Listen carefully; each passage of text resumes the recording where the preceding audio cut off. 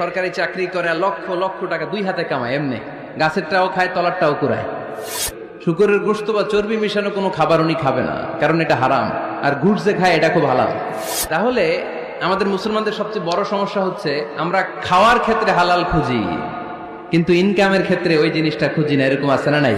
শয়তান আমাদের প্রকাশ্য দুশমন, সে হারামকে আমাদের কাছে চাকচিক্যময় করে তুলে। সে বুঝাতে চায় হারামের মধ্যে আরাম, হালালে থাকলেই লাভ, যদিও অল্প। সুবহানাল্লাহ পড়েন।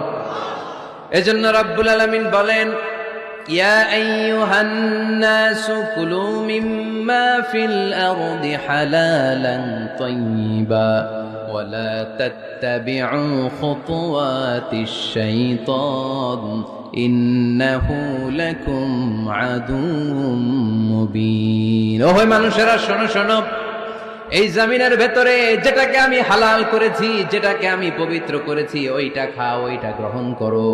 হারাম খেও না, হারাম অর্জন করো না, হারামের কাছেও যেও না। শয়তানের পদাঙ্ক অনুসরণ করো না। জেনে রেখো, শয়তান হলো তোমাদের প্রকাশ্য দুশমন। ঠিক কিনা? আদুউম মুবিন। শয়তান আমাদের প্রকাশ্য দুশমন। সে হারামকে আমাদের কাছে চাকচিক্যময় করে তুলে। সে বুঝাতে চায় হারামের মধ্যে আরাম। আসলে হারামে আরাম আছে, হালালের মধ্যে বরকত। এজন্য আমরা সবসময় হালাল অবলম্বন করব। রাজি আছেন তো? কিন্তু আমরা যদি আমাদেরকে প্রশ্ন করি, আমাদের ব্যবসায়, আমাদের চাকরিতে, আমাদের লাইফ লিডিং সিস্টেমে আমরা কি শুধু হালাল খাই? কি খাই?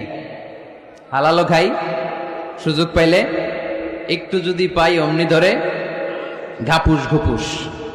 সুযোগ পাইলেই কি ঘাপুস ঘুপুস, ঘাপুস ঘুপুস করা যাবে না। অনেকে আবার আছে দেখবেন খাওয়ার ক্ষেত্রে হালাল খোঁজে। খাওয়ার ক্ষেত্রে আমি অনেক লোক দেখেছি। থাইল্যান্ডে আমি গেলাম, দেখি যে তার ব্যাপারে জানি যে সরকারি চাকরি করে লক্ষ লক্ষ টাকা দুই হাতে কামায়, এমনি গাছেরটাও খায় তলারটাও কুড়ায়।